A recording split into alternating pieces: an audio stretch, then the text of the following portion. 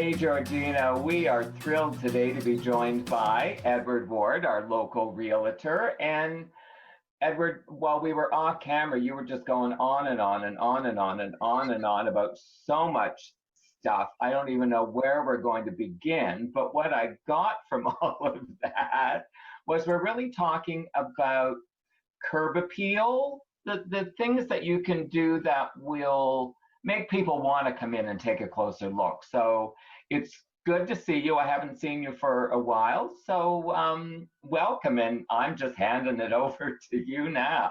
Is this what we're doing? Just send it to Ed, let him just talk like he normally does. It's great to see everybody. I, as like everybody else, am missing that in-face meetings, one-on-one. I'm a hugger, so not being able to do that's been a little bit tough. But yes, we're going to talk about curb appeal, landscaping that's being done in and around the house that's going to help you at the time that your house is on the market, or even just for yourself, honestly, just to make it look a little bit better. But most people, once they hear the word landscaping, feel that there's a large dollar value attached to it. And it doesn't have to be that way, right? There's a lot of things that can be done.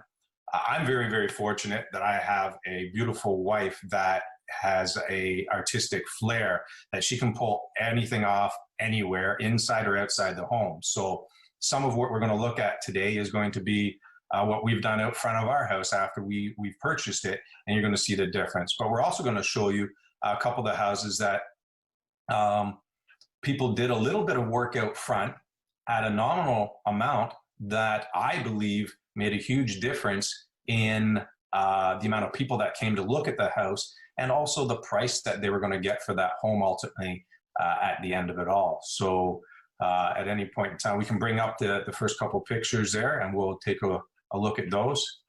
So we have some before and after shots here. So hopefully everybody can get the gist of that, so you can see what that looks like, right? Yeah. Like if you're pulling up in front of that house and there's a for sale sign on it and you're just contemplating going in, obviously the obvious answer is which one looks more appealing? Which one are you likely to look at, right? The first one you look at it, you're almost probably looking at it going like, wow, there's a little bit of work to do here, right? And that's not the first thought you want to have somebody have when they're looking at potentially buying the house. Because as soon as they have any type of a negative feeling about the property, they're going to come in with a lower offer if you're going to get an offer at all from them, right? Because now they're thinking, I've got money to spend. Right? Where it's a huge, I mean, a really huge impact right off the top too. Like your initial kind of like view of that home right away, you see it, you see like, wow, that one's welcoming and one's kind of, you know? So the second image that we have here, the same thing. If you look at that first initial thought on the top image is like, you know, there's a little bit of work to be done here. I'm going to have to put some time and effort into this. So there again, it's that thing, right? The bottom part, you can see they've opened that up. They've made it clean, neat looking off of it. The first house and this house here, we're looking at something in around that $500 to $1,000 range for the most part in getting that done at your property. So it's not a huge investment. It's not going to break the bank. And as you see in both of those images, it's a lot more inviting. So the reason that we go for something like this is because statistically we're told that when somebody pulls up front of a house, they're going to know within about 3 seconds if they want to go further and come into that house or not. So the more inviting, the better the curb appeal, the more likely they're going to come and look at the house. On top of that, we also know that more people are going to want to come and look at that house, which is huge when you have your house on the market. I've got to say,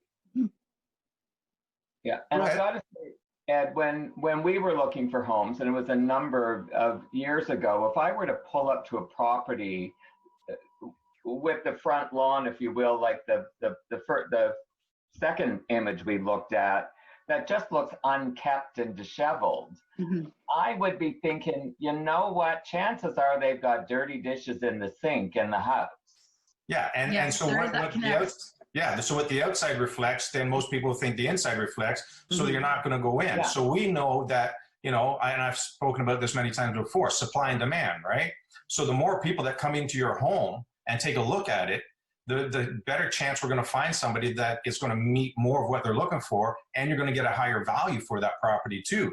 So we want to make sure we have as many people in that house as we possibly can, right? And part of that starts at the front appearance and getting people to even want to take that next step to come in, right? Yeah. So we're just going to show you a couple of pictures here quickly of what we've done out front of our house. I know. Oh. Go ahead. Okay. Jeannie, I know that you bought your house was a little bit of a fixer-upper. Yes, it was. Oh. So this is what we did. The top picture is what was there when we bought it, and the bottom picture is what my wife turned it into. That cost us, and we did it at the front of the house. We're going to show a couple more pictures here to the side of the house as well. Okay. And this cost us in total was $1,000. Okay, so there again, not a ton of money spent, but it looks a lot more inviting, a lot more appealing when you drive up in front of the property, right? Yeah. I love the metal herons. I just love the statuary at the front. And you know, really, that is sort of like what I would call like it's low maintenance, because those giant hostas are going to come back every year. They're going to keep filling in beautifully.